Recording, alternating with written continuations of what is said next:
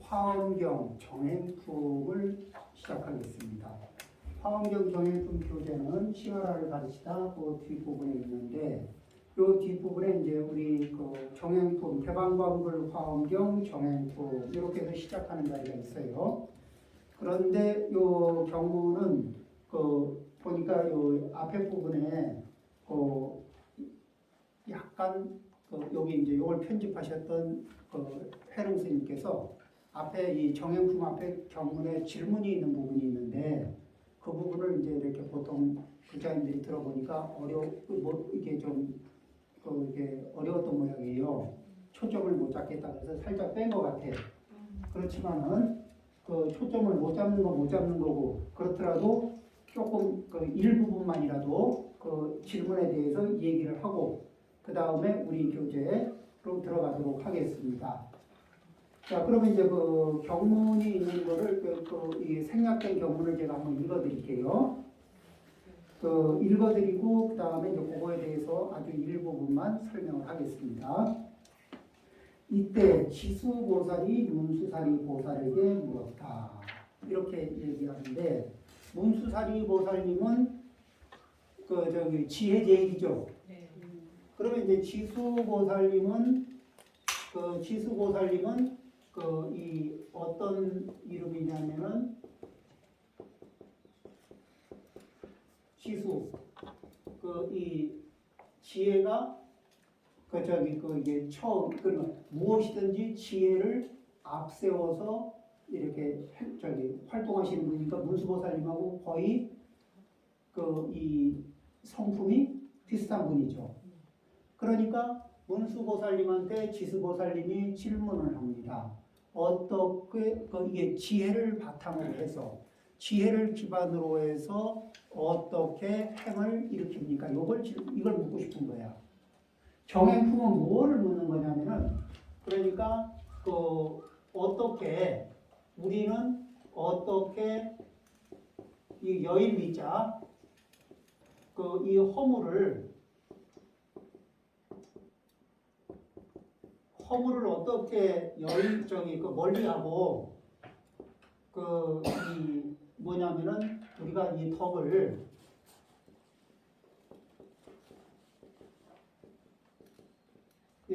어떻게 이루느냐. 그러니까 허물은 멀리하고 어떻게 효율적으로 우리 신구의 상업에 있는 허물을 멀리하고, 그러니까 빠이빠이하고, 허물과는 빠이빠이하고, 또 공덕은 복덕과 공덕은 이게 효율적으로 채울 수 있는가. 그것도 어디에서? 우리가 살아가는 현실 일상생활 위에서. 우리가 살아가는 일상생활은 그 속에는 우리 마음에 드는 순경계도 있고, 우리 마음에 안 드는 역경계도 있고, 우리가 만나는 물질 환경도 있고, 우리가 만나는 사람관계 인사 환경도 있고, 그렇죠? 우리가 만나는 자연 환경도 있어요. 이런 다양한 환경 속에서 우리는 그것들을 어떤 각도에서 만날까? 평상시 우리가 만나는 보통 평범한 중생들이 만나는 각도에서는 눈에는 눈, 이에는 이 이런 것도 있죠. 그러니까 눈에는 눈, 이에는 이 이게 해석은 쉬워요. 그리고 그렇게 하면은 이 속이 시원할 것 같은데 해보면 안 시원해요. 해놓고 보면 안 시원해요.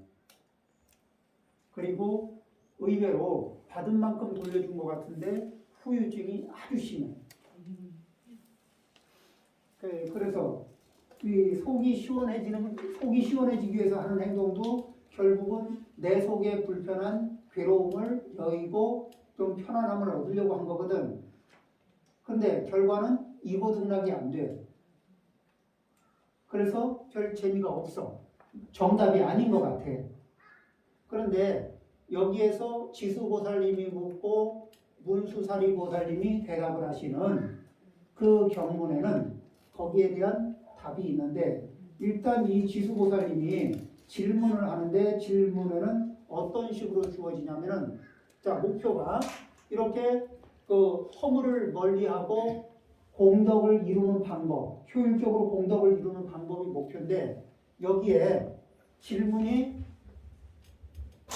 왜 이 질문을 뺐냐면 이 질문만 그 숫자가 보통이 아니야. 이 질문이 몇 개냐면 10개를 해요. 그러니까 10개니까 1, 2, 3, 4, 5, 6, 7, 8, 9, 10 이렇게 이제 10개의 질문을 하잖아요. 그 다음에 다시 하나의 질문마다 10개씩 해. 그러니까 질문이 몇 개? 이쪽에 10개, 이쪽에 100개. 110개의 질문이 나오는 거예요. 그러니까 보통 이제 불자님들한테 이거 경문을 처음 들어갈 때 질문만 110개를 읽다 보면은 질문에 숨이 차가지고 이게 그 다음 경을 이걸 계속 읽어야 되나 말아야 되나 고민을 하고 있어. 그래서 이제 이 해늘 스님이 그 질문을 살짝 뺐어요. 그리고 답에 들어갔는데 그 답의 내용이 뭐냐면은 우리가 주어진 다양한 질문들이 있는데 그 질문의 핵심은 뭐냐면은 신구의 삼업에서 허물을 과실을 완전히 여의고 완전하게 덕을 이루면은 누가 돼요? 부처님이 되는 거야. 그러니까 이 부처님의 경지에 이르기 위해서 우리는 일상생활에서 이쁜 사람 만났을 때, 미운 사람 만났을 때, 밥 먹을 때, 뭐 이렇게 옷 입을 때, 이럴 때 어떻게 그 상황을 맞이하느냐. 평범하게 반응하면서 맞이하는 것과 이 문수사리 보살님이 권장하는 맞이법, 요 맞이법의 방법이 같은가 다른가, 요걸 이제 오늘 더 이제 살펴보는 거예요. 그러면은 이 일러주신 문수사리 보살님이 일러주신 방법을 가지고 연습을 하면은 이 지수보살님이 묻고 문수보살님이 답했다면은 무슨 얘기냐면은 지수보살님이 묻는 것을 충족시켜 줄 수 있는 답을 문수보살님이 하셨다는 얘기죠. 네. 그러면 어떤 질문을 했느냐 한번 보죠. 불자시여 보살은 어떻게 하면 허물이 없는 몸과 말과 생각의 행위를 실천할 수 있겠습니까? 자, 허물이 없는 신구의 삼업을 쓸 수 있겠습니까? 이렇게 물어본 거예요. 이게 첫 번째, 첫 번째 이렇게 큰 단락에 10개의 질문 중에 첫 번째. 그 다음에 두 번째가 어떻게 하면 해치지 않는, 해치는 에너지를 내지 않는, 그렇죠? 몸과 말과 생각의 행위를 할 수 있겠습니까? 또 어떻게 하면 비방하지 않는 몸과 말과 생각의 행위를 할 수 있겠습니까? 또 어떻게 하면 무너지지 않는 몸과 말과 생각의 행위를 할 수 있습니까? 우리는 뭔 말을 해놨다가 이게 말이 밀리고 어떤 행위를 했다가 행동이 무너지고, 그렇죠? 이런 것들이 있죠. 또 다섯 번째, 어떻게 하면 물러나지 않는 몸과 말과 생각의 행위를 할 수 있습니까? 우리는 뭐 하다가 회의지, 다이어트 또 밀리고 그 다음에 뭐 해야지 하다가 또 밀리죠. 이렇게 이제 자꾸 이렇게 밀리는 이게 자리들이 많아요. 그리고 내가 오늘부터는 좀 자비로워야지 그러다가도 또 뒤로 밀리고, 그렇죠. 오늘부터는 이쁘게 봐야지 하다가도 밉게 보고, 이게 또 밀리는 거예요. 어떻게 하면 움직이지 않는, 이거 뭐냐면 동요하지 않는 몸과 말과 생각의 행위를 할 수 있습니까? 우리는 동요하고 싶지 않아도 이게 막 동요가 되는 일들이 있을까 없을까? 있습니다. 동요가 되면서 즐거워요, 괴로워요? 괴롭습니다. 네. 그 다음에 어떻게 하면 수승한 몸과 말과 생각의 행위를 할 수 있습니까? 그냥 딱 보면 훌륭하구나, 매우 훌륭하구나, 탁월하게 훌륭하구나, 이런 느낌이 드는 그런 신구의 삼업을 할 수 있겠습니까? 또 어떻게 하면 청정한 몸과 말과 생각의 행위를 할 수 있습니까? 청정했으면 좋겠는데 우리는 때를 좀 끌고 다니는 버릇이 있을까 없을까? 때가 없는 곳은 재미가 없나요? 이게 때가 없는 상태에서 어떻게 즐겁게 잘 지낼 수 있는가? 또 어떻게 하면 물들지 않는 몸과 말과 생각의 행위를 할 수 있습니까? 그러니까 물든다는 거는 뭐냐면 하얀 천에 저 빨간 잉크를 팍 엎어뜨리고 나면은 그리고 나서 그 잉크를 빼려고 막 빨아봐도 잉크가 잘 빠져요, 안 빠져요? 그러면 이제 이게 잉크가 천에 물들었다는 거예요. 자, 어떤 사람이 경마장에 한 번만 들렸다 가지, 그리고 한 번 들렸다 나오면서 물이 안 빠져가지고, 그러죠? 또 그런 거 있죠? 딱 한 번만, 딱 한 번에 뭐 별일 있겠어 그러는데 딱 한 번에 물 제대로 들은 분들 많죠? 그리고 이 알코올에 이게 취향이 있는 분은 이게 오늘은 가면서 딱 한 잔만 하고 일어날 거라고, 갈 거라고. 그리고 딱 한 잔이 이 밤을 새죠.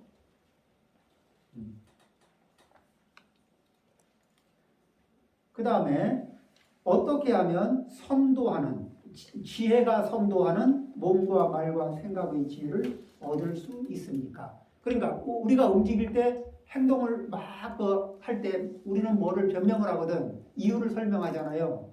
내 딴에는 이유를 설명하는데 상대방이 한참 듣다가 하는 얘기가 있어. 자, 이제 변명은 그만하고 이러거든. 그러면 이유를 한참 대던 내가 기운이 쭉 빠지기도 하고 기분이 나빠지기도 해. 근데 그게 변명이 아니라고 말하기도 좀 그래. 그러죠? 그런데 냉정하게 말하면은 우리는 이 생각 따라 지혜를 따라 움직일까? 보통 우리 중생들은 감정 따라 먼저 움직일까? 그리고 감정 따라 먼저 움직이고 나서 감정이 가야 할 곳과 가지 말아야 할 곳을 안 가리고 가거든, 감정은. 일단 감정의 뒷길에서 그래도 감정한테 변호사 노릇을 하면서 생각이 따라붙어. 그래가지고 이제 이 감정의 변명을 막 해주거든. 이유를 대고 뭐 저 사정을 얘기하고 뭐 이러면서 이게 그걸 이제 남들이 들으면 변명. 내 입장에서는 뭐 이유 이런 거지. 자, 이제 그런데 그런 거 없이 그 상황에서 지혜가 감정이 앞서가는 게 아니라 지혜가 앞서가는 그런 신구의 상업을 이룰 수 있겠습니까? 이게 이제 큰 질문이에요. 자, 이렇게만 되면 좋을까 안 좋을까 우리가? 좋을 것 같아요? 안 좋을 것 같아. 재미가?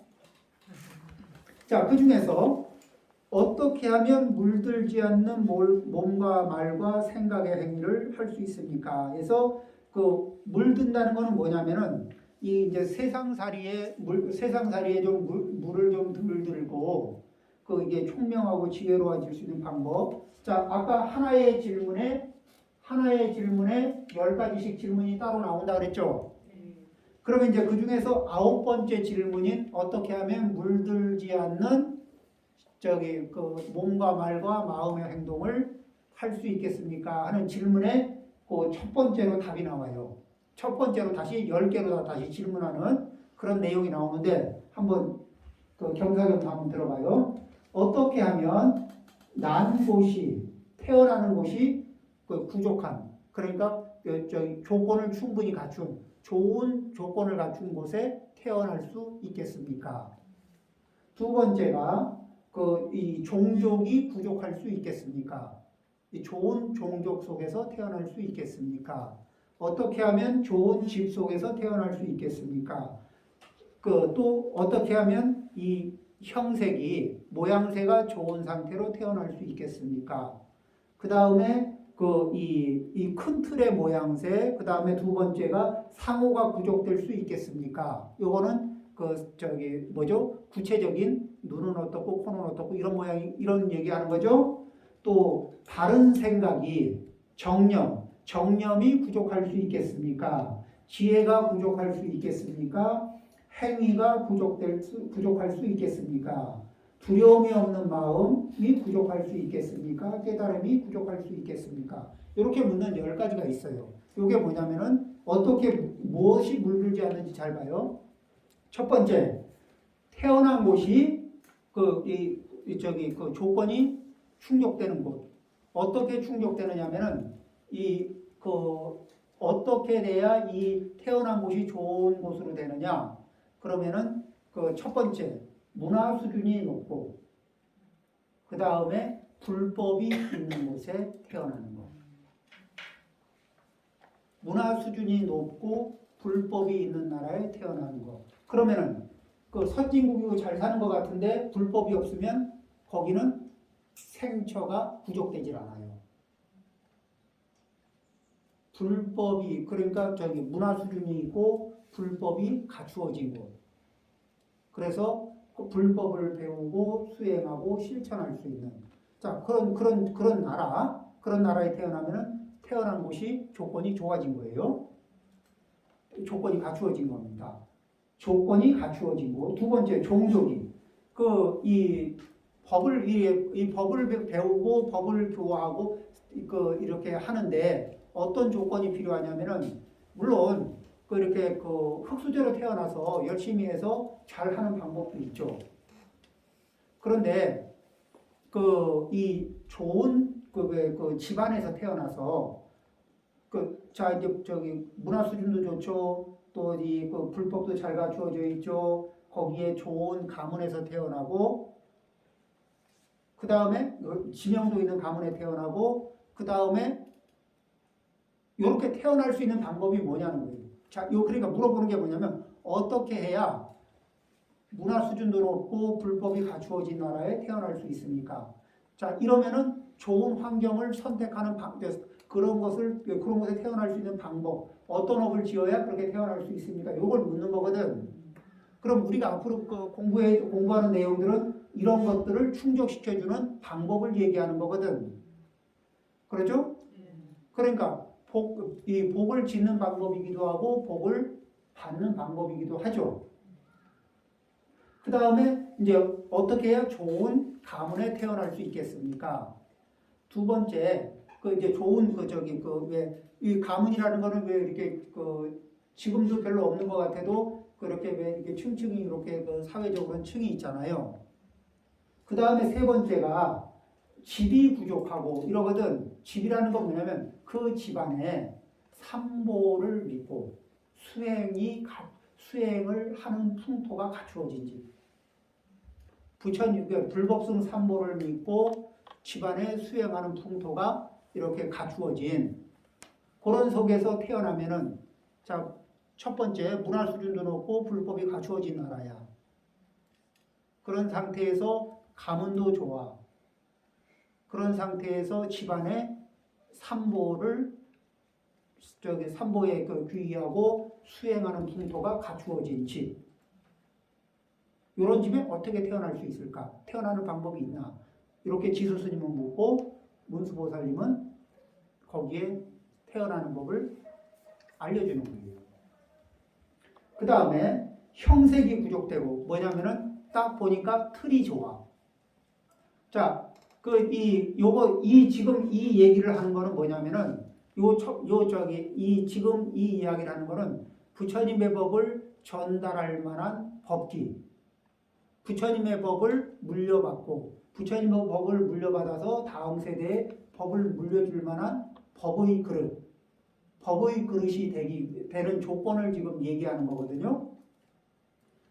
그런데 이렇게 법의 조건이 되려니까 그러려면 법을 피는데 모양새가 좀 못난 거보다 우리 거사님 보니까 이 틀도 좋고 키도 크시고 그렇죠.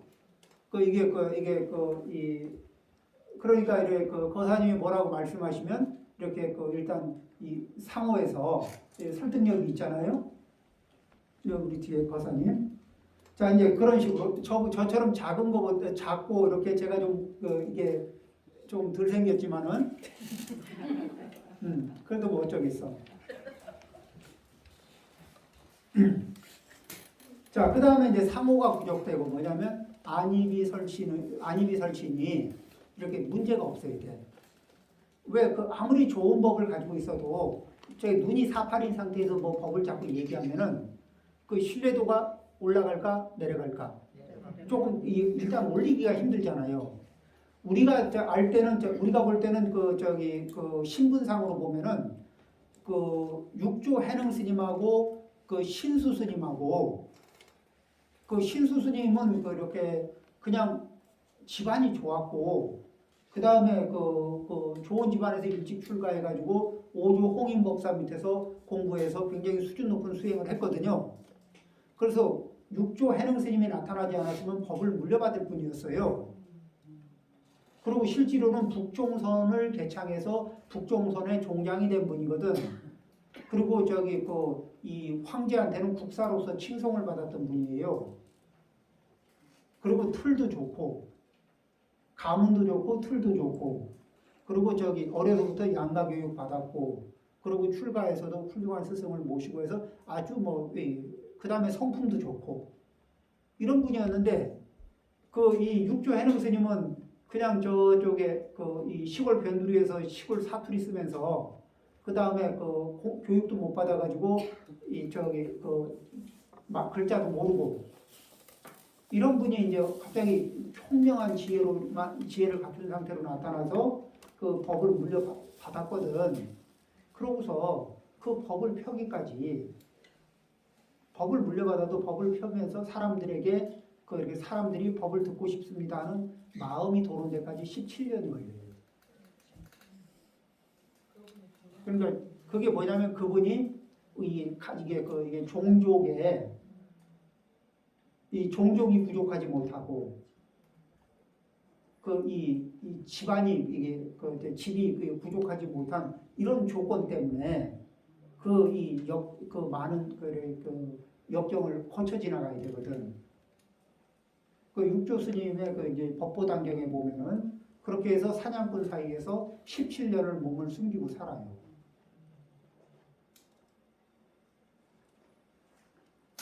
자, 그 다음에 이제 눈, 귀, 코 이렇게 해서 문제가 없이 이렇게 모양이 반듯해야 되고 그런데 더 중요한 거는 뭐가 있냐면은 수행을 잘하잖아요. 그러면 나이가 들수록 생김새가 비슷한 것 같은데 눈매도 선하고 좋아지고 인상도 점점 이게 좋아지고 몸에서 뿜는 이게 우러나는 기운도 굉장히 안정적이고 온화하고 그러면서도 당당하고 뭐 이런 것들이 이제 이게 만들어지는 거예요. 그러면은 그러니까 부처님 공부를 한다는 거는 내가 부처님의 가르침을 좋아한다는 거는 부처님의 가르침을 수신할 준비가 된 걸까 아닐까? 부처님의 가르침을 수신할 준비가 됐죠. 그럼 내가 준비가 되면 불보살님은 가피를 주실까 안 주실까? 주셔요. 그러면 그 가피를 많이 받으면 받을수록 내 신업, 부업, 의업이 이게 타고난 원래 그대로의 모습 비슷하면서도 분위기가 영판 다르게 업그레이드가 돼간다는 거죠. 그러니까 순간순간에 내가 세속을 따를 것이냐 불보살님을 따를 것이냐에 따라서 따라가는 데에 따라서 내 신구의 삼업의 모양이 변해간다. 상호의 모습들이 변해간다는 것.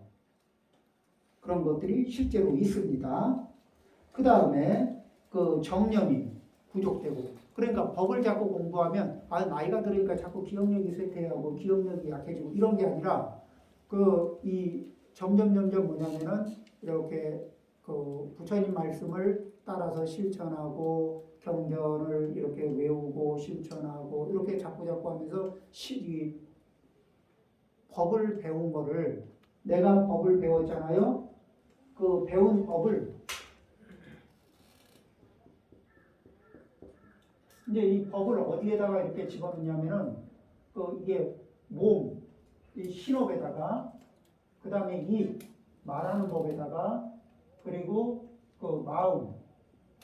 마음에다가 여기 법을 집어넣어서 이게 법이 작동되게 연습을 해야 돼요. 근데 이게 이제 배워가지고 이게 뭔지 알겠다 이렇게 했잖아. 뭔지 알겠다 이렇게 했는데 그런데 이거를 이렇게 배워가지고 몸에다가 그 말하는 법에다가 마음 쓰는 법에다가 작동시키는 연습을 안 하고 그냥 알고만 있고 아는 거로 나는 만족해 이러잖아요. 그러면 어느 순간에 이 몸의 습관이 이 법을 살짝 오염시켜. 내 말 습관이 법을 오염시켜.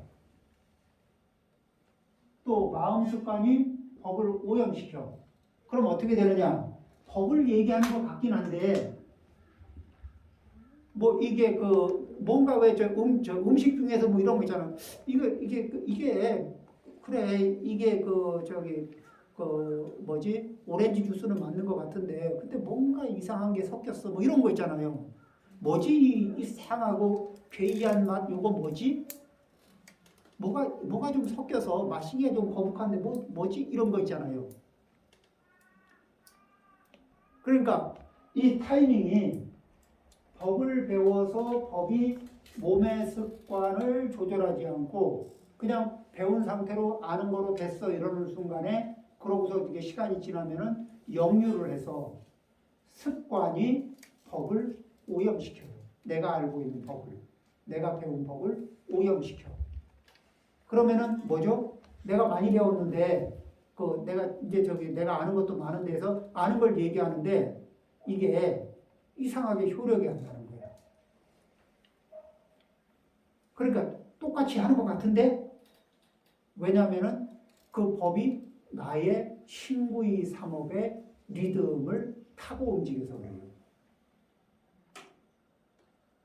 부처님법인데 왜 부처님법인데 누가 말하면은 이게 청정한 거 같고 누가 말하면 덜 청정한 거 같고 막 이런 게 이유가 뭐냐면은 또 누가 말하면은 이게 그 진실인 것 같고 누가 말하면은 그냥 하는 말인 것 같고 이런 게 뭐냐면은 누군가의 신구이 삼업의 리듬을 탔느냐 아니면 법의 리듬이 신구이 삼업을 정화시키고 있느냐 요 차이에 따라서 달라진다는 거.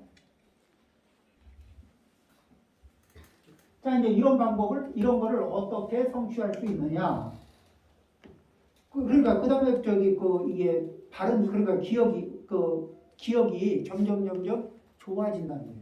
그러면 부처님 말씀을 따라서 쭉 가다 보면 기억이 어떻게 좋아지냐면은 금생에 겪었던 것들을 바르게 그 중에서 바르게 기억하는 건 뭐냐면은 우리가 관심을 가져야 할 그러니까 관심을 갖고 기억하는 것이 뭐냐? 내가 관심을 가지고 늘 내 기억에 떠오르는 것들 있죠. 관심을 가지고 기억에 떠오르는 것이 내가 살아가는 길이에요. 왜냐하면 늘 떠오르는 그 생각의 그 길을 따라서 생각의 내용을 따라서 내가 살아가고 있지 않아요? 그렇죠. 무엇을 기억하느냐인데 거기에서 정념이라는 게 중요한 거예요. 정념. 연필이 조금 잘 나오는 게 있으면 좋을 텐데.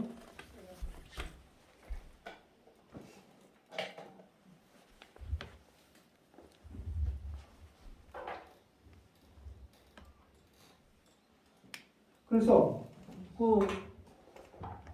이 정념이라는 게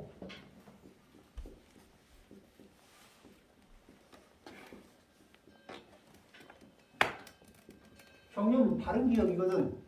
근데 어떻게 바른 기억이냐면은 그러니까 바른 기억하니까 그게 어떻게 수행이 됩니까? 그러거든. 근데 정념은 과거의 것을 기억하는 것도 과거의 것을 기억하는 것도 정념이에요. 그러니까 기억이에요. 그 다음에 현재의 것을 계속 불러와서 현재의 것을 현재 집중해야 될 대상을 놓치지 않고 계속 이렇게 집중하고 있는 것도 기억이에요. 그렇죠? 그러니까 첫 번째 정념 중에 하나는 뭐예요? 어떤 일을 경험하고 그것을 기억하는 것도 기억이고 기억했던 것을 정확하게 불러오는 것도 기억입니다. 그 다음에 현재 불러와서 그것과 정면으로 유지하면서 그 기억을 유지하는 것도 기억이에요. 그렇죠? 그 다음에 현재 경험하고 있는 것을 과거에 경험했던 것과 과거에 기억했던 것과 현재에 기억하는 것을 합쳐서 다시 저장을 하는 능력도 기억이죠. 그리고 그걸 한껏 같이 불러오는 것도 기억이에요. 자, 이런 기억인데, 그러면은 이 기억이 어떤 게 있냐면은, 이 기억을 한 것 중에, 불러와서 기억을 유지하는 힘이거든. 기억을 불러와서 유지하는 힘인데, 이 정념의 정자는 뭐냐면은, 어떤 것을 주로 기억하느냐? 그러면 우리 중생은 쉽고 재미있고 편한 거를 주로 기억하려고 해. 그리고 화끈한 걸 기억하려고. 그런데 정념의 특징은 뭐냐면은 이고등락, 괴로움은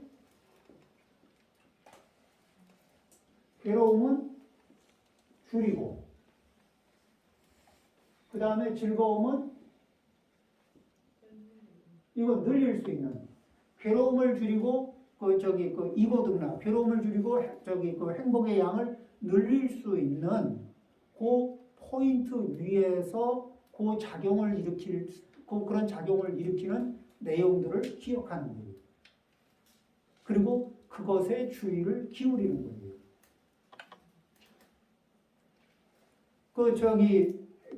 대부분 이게 왜 그 경마장 가면서 재산의 절반쯤 잃어버린 사람이 경마장 가면 재산 또 잃어버릴지 모른다는 거 알면서도 못 부리치고 또 가잖아요. 그런 사람들 있잖아요. 술병이 나가지고 술을 더 마시면은 위험하다는 거 알면서도 또 술집으로 발걸음을 옮기는 사람이 있잖아. 그때는 뭐예요? 그때 기억하는 거는 강한 자극을 기억하는 거예요. 이고등락의 기준 위에서 기억하는 게 아니고 이 강한 자극. 그래서 이 순간에 강한 자극, 그리고 그 뒤는 몰라, 이런 거예요. 애기 같은 마음이에요. 애기들이 그러잖아요. 당장 좋으면은 그 뒤는 어떻게 돼도 몰라. 중생도 사고 칠 때 언제 어떻게 쳐요? 지금 당장 달콤하면 나중은 몰라. 생각 안 하는 거예요. 그러죠? 그렇게 하는데 그게 아니고 무엇을 위해서 이 정념은 이고등락. 그 다음에 뭐예요? 인과에 맞는 기억을 불러와요. 그러니까 이렇게 하면은 어떤 결과가 오는지, 이 지금 내가 겪고 있는 결과는 어떤 원인으로부터 일어난 건지, 요 인과의 관계 위에서 기억을 해요. 그러면은 내가 무엇을 어떤 행동을 할 때 인과 위에서 생각을 하면은, 그러면은 나는 한번 인과 위에서 다시 한번 생각을 해볼까요? 아주 간단한 거. 삼종보시를 가지고 인과 위에서 생각합니다. 총명지혜. 내가 금생의 총명지혜를 어느 정도 가지고 있죠. 만족하죠? 더 이상의 총명지혜를 갖고 싶은 생각 없죠? 근데 이렇게 총명지혜의 양은 어떻게 결정이 되느냐? 누가 내 총명지혜의 그 양을 딱 결정해서 준 게 아니고, 내가 과거생에 법보시를 얼마만큼 했느냐에 따라서, 법보시의 양에 따라서 금생의 총명지혜의 양이 결정되거든. 전생의 무예보시, 다른 이의 건강장수를 얼마만큼 염려하고 돌봐주었는가에 따라서 금생의 내 건강장수의 양이 결정되는 거예요. 또 전생에 재물로서 다른 사람들을 얼마나 이롭게 했는가, 재보시를 얼마만큼 했는가에 따라서 금생에 내가 재물복을 얼마만큼 누리게 된다는 것이 결정이 나거든. 기본 틀이. 그러면은 금생의 내가 전생의 나한테 고맙다고 할 자리들이 있고, 전생의 나한테 그 부분은 조금 더 신경 좀 쓰지 그랬어, 이렇게 좀 이렇게 조언을 해주고 싶은 자리도 있을까 없을까? 있죠. 그러면은 이제 조언을 해줄 만한 디테일이 있죠. 그럼 다시 지금 현재 입장에서 미래의 내가 현재의 나를 바라보면서 조언해 줄 만한 내용들이 뭐가 있을까 한번 생각해 봐요. 근데 미래의 내가 현재의 나한테 조언을 해줄 내용들을 자세히 생각해 보면 하나하나 떠올라요, 안 떠올라요? 근데 하고 싶을까, 안 하고 싶을까? 하고 싶어요. 거기에서 인과에 순응하는 하면서 순응하는 그 기억을 불러올 수 있을 때 정념이 이루어져요. 그러겠죠? 그러니까 과거의 나한테 현재의 내가 해줄 말은 많은데 미래의 나한테 현재의 내가 듣고 싶은 말이 별로 없어. 별로 안 듣고 싶어. 들으면 부담스러워. 이러고 있는 거잖아. 과거의 나도 그 당시에 아마 이렇게 미래의 과거의 나가 현재의 나한테 조언을 듣는다고 하면 좀 부담스러워했을지 몰라. 그렇더라도 부담스럽더라도 좀 그때 좀 하지 이런 생각이 지금 입장에서 나지. 그러죠?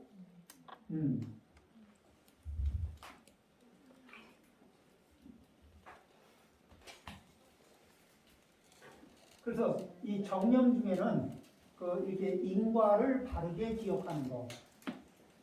그 다음에 이 정념은 이고등락의 그래서 인과 위에서 이고등락의 길을 선택하는 거예요.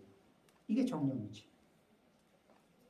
그러면 사성제라고 해서 이 사성제가 이 길을 벗어나요, 안 벗어나요? 고집멸도의 사성제도 이 방법을 이 궤도를 안 벗어나요. 자, 그렇게 되고 또 어떻게 지혜가 갖추어지는가? 어떻게 원만한 행위가 갖추어지는가? 어떻게 두려움이 없는 마음이 갖추어지는가? 어떻게 해야 깨달음이 갖추어질 수 있는가? 이런 등등의 질문 해가지고 구체적으로 100가지의 질문을 이제 하나씩 넣어주거든요. 그런데 이렇게 질문을 넣고 나니까 이제 우리의 교재로 넘어오는 겁니다.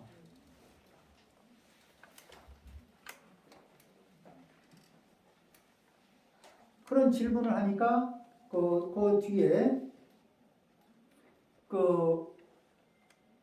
이익을 위하여 법을 물음을 찬탄하다. 저때 문수사리보살이 107쪽 찾았어요? 네. 대방광불 화엄경 정행품. 저때 문수사리보살이 지수보살에게 말씀하셨다.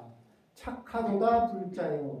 그대가 이제 많이 일체중생을 많이 요익해 하고 많은 많이 아는게 할 것으로 이 세간을 애민히 여겨서 천상의 사람들을 이롭게 하고 즐겁게 하고자 할세 이와 같은 뜻을 묻는구나 이렇게 하는 거예요.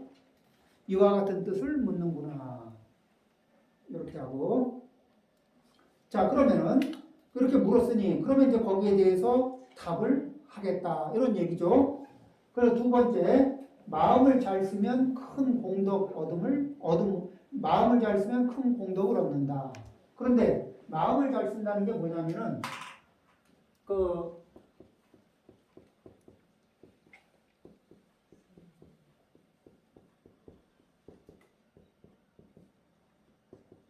선용 기심 그냥 그 마음을 각각의 이 법문을 듣는 사람들이 각각의 그 마음을 이 좋은 쪽으로 쓰는 거예요. 좋은 쪽이라는 게 뭐예요? 인과에 맞게 쓰는 거. 그 다음에 이고등락에 맞게 쓰는 거. 그런 것이 마음을 잘 쓰는 거죠. 마음을 잘 쓰면 곧 온갖 수승하고 묘한 공덕을 얻어서 모든 부처님의 법에 마음이 걸림이 없고 걸림이 없으며 과거, 미래, 현재의 모든 부처님의 도에 머물며. 그래 이게 이제 나이가 들면 기억이 나빠진다고 하는데 이 법을 잘 하다 보면은 기억이 현재의 것을 점점 그 현생의 것을 기억을 잘하다가 그 다음에 기억의 힘이 점점 높아지면서 과거의 것도 몽땅 다 기억하는 힘이 나오기 시작해요. 그러면 그걸 뭐라 그래? 숙명통. 그렇죠. 과거의 것도 몽땅 기억하는. 그 다음에 이 사람이 이렇게 업을 지으면은 그 다음 생에 어디로 태어나는가를 이렇게 정확하게 알아보는 안목, 천안통도 열리고 이렇게 들어가는 거예요. 과거, 미래, 현재의 모든 부처님의 도에 머물며.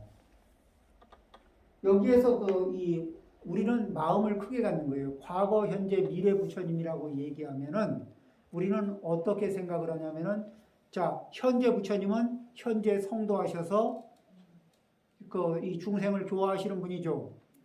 과거 부처님은 과거에 성도하셔서 과거의 중생들을 제도하신 분이죠.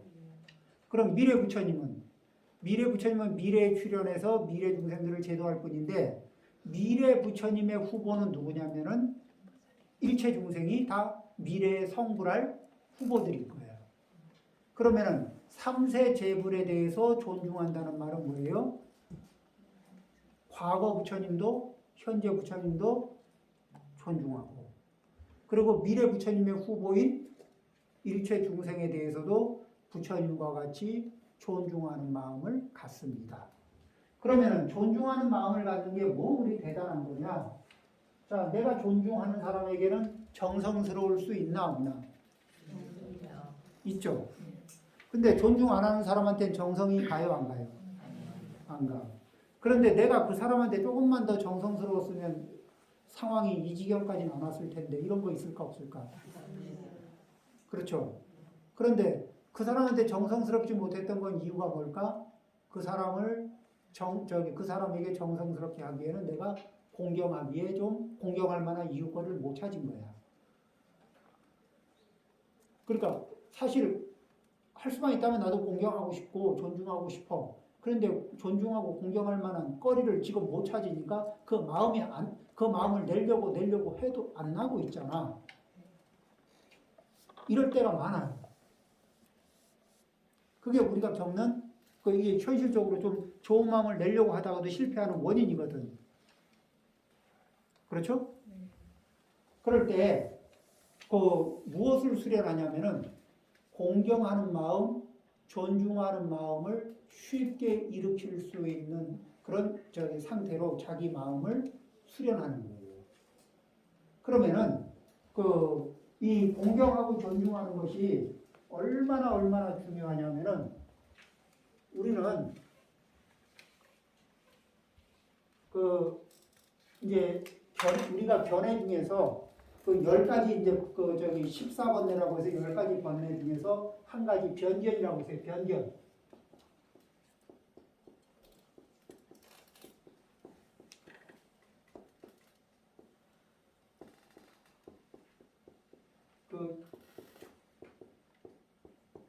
변견은 뭐냐면 이게 치우친 견해거든 한쪽으로. 근데 어느 쪽으로 치우치냐면 영원하다, 단멸한다, 있다, 없다, 높다, 얕다, 그렇죠?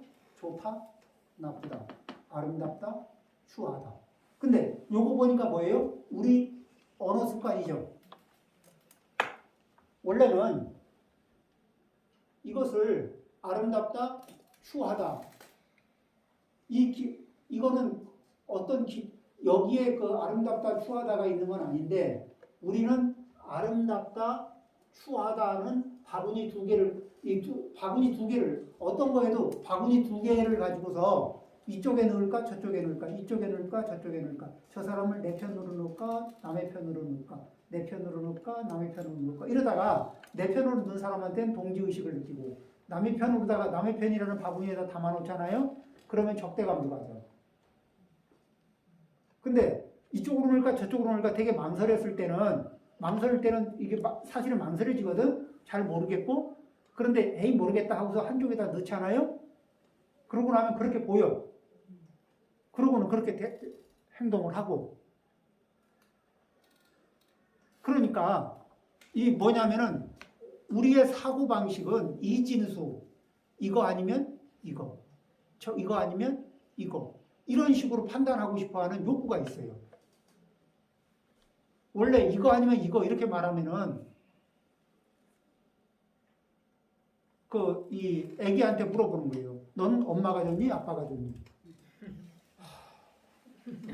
말귀를 알아듣기 시작한 그 애기가 처음 받는 질문 중에서 가장 이 세상에서 난감한 질문 중에 하나가 엄마가 좋으냐 아빠가 좋으냐. 그 대답 거기에 답할 마음이 거기에 맞는 마음이 애한테는 없어요. 애가 선택할 수 있는 건 이쪽 바구니냐 저쪽 바구니냐인데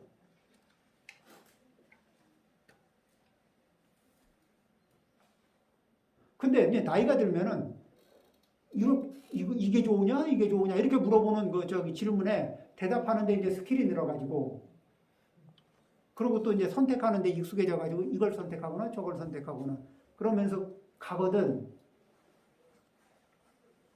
그런데 우리는 그런 이진수의 함정에 빠져 있어요. 세상은 이진수로 나눠지는 게 아닌데 우리의 분별법은 이진수로 나눠야만 뭐가 좀 아는 것처럼 보여져. 그러면 그거는 똑바로 보는 걸까? 삐딱하게 보는 걸까? 그게 삐딱한 거예요. 그러니까 이진수의 틀로다가 세상을 보고 있는 게 삐딱한 견해라는 거를 그리고 이진수의 그 틀로다가 세상을 바라보고 상대를 바라보고 당신 나를 사랑하는 거야 안 사랑하는 거야 이게 바구니 딱 꺼놓고 어느 바구니로 들어갈래 이러고 있으면은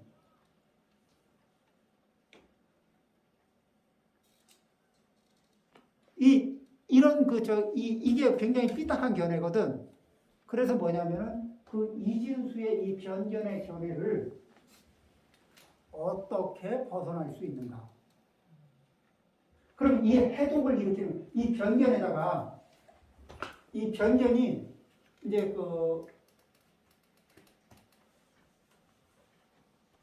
변견에다가 왜 거만심 있죠?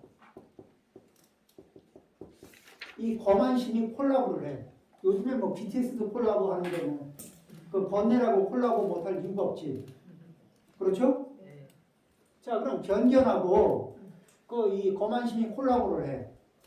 그러면은 그 거만심은 뭐를 좋아해요? 위아래 이런 거 좋아하거든.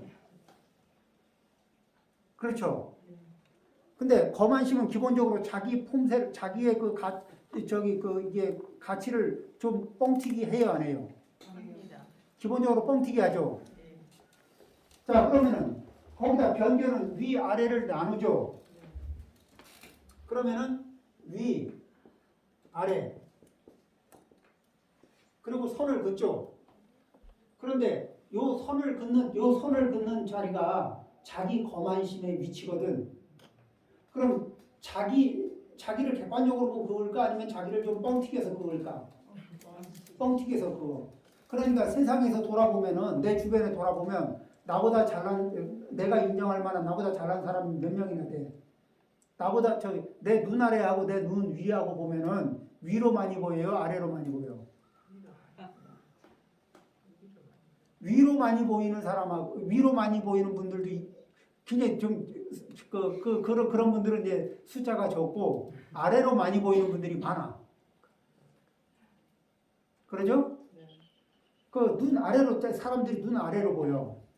그 다음에 거만심은 눈 아래쪽의 사람은 관찰하거나 또는 보살피거나 배려할 대상에 들어가요, 안 들어가요? 별로 안 들어가. 위쪽은 관찰하고 배려하고 뭐 이렇게 신경 쓰고 이럴 대상이죠. 그러니까 또 위쪽으로는 공감도 해요, 공감도. 그러니까 너는 왜 이렇게 공감을 못하니? 그런 무슨 소리야? 내가 공감을 얼마나 잘하는데 위쪽으로 다 해요. 그런데 이 선이 이 아래쪽으로는 잘 안 해. 안 가. 이쪽은 음지야, 음지. 거만심의 아래는 음지라니까. 늘 그늘져요. 근데 거만심을 가지고 있는 사람은 여기가 그늘진 자리임에도 불구하고 이 그늘진 자리가 안 보이니까 자기는 누구를 그늘지게 한 적이 없어. 왜냐면 거기는 안 보이는, 그 자기 레이더에는 안 잡히는 영역이니까. 와, 저 사람 되게 아나무인이네. 이런 느낌이 드는 사람 있잖아요. 그 사람이 나를 무시하는 게 아니야. 내가 안 보이는 거예요, 그냥.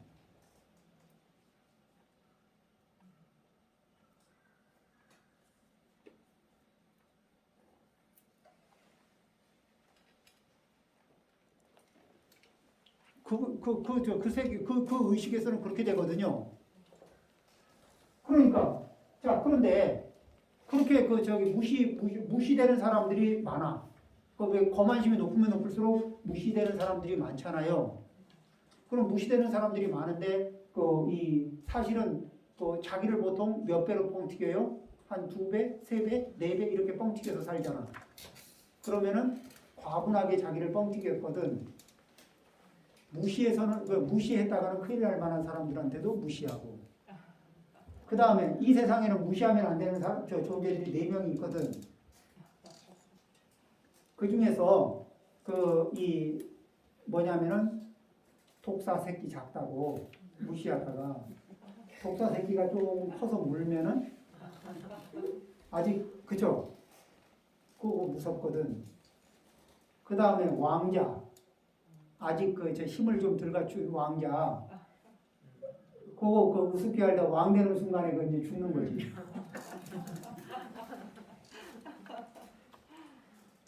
그렇죠? 이런 식으로 이 세상 사는 고정돼 있을까 변화할까? 그럼 사람의 형편들도 좀 변화할까? 안 변할까? 그래서 사람 형편 변했을 때 어느 사람이 갑자기 아나 보이는 사람이 아래가 안 보였잖아요. 그러니까 아래쪽으로 자기가 무슨 짓을 했는지 기억해요, 못해요? 못하지. 그런데 어느 날 누군가 나타나서 막 자기를 린치를 가해. 그러니까 왜 그러냐고. 네가 옛날에 나를 그랬지 않느냐 그러면 내가 언제 기억해 본 거야. 기억이 없다고 과거가 없을까?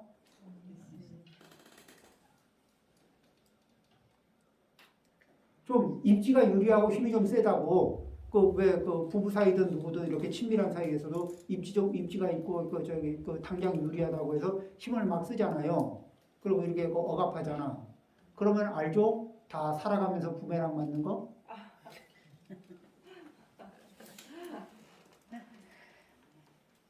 그렇죠?